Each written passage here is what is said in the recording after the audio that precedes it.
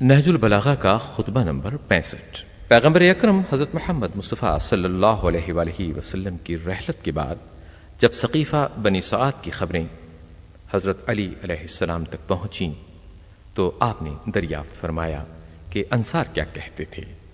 لوگوں نے کہا وہ تو کہتے تھے کہ ایک ہم میں سے امیر ہو جائے اور ایک تم میں سے۔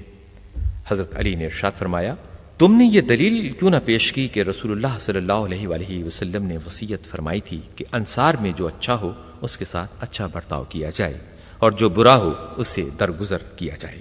لوگوں نے کہا اس میں ان کے خلاف کیا ثبوت ہے؟ حضرت علی علیہ السلام نے ارشاد فرمایا اگر حکومت و امارت ان کے لیے ہوتی تو پھر ان کے بارے میں دوسروں کو وصیت کیوں کی جاتی؟ پھر حضرت امیر المومنین علیہ السلام نے پوچھا قریش نے کیا کہا؟ لوگوں نے کہا انہوں نے شجرہ رسول سے ہونے کی وجہ سے اپنے استحقاق پر استدلال کیا۔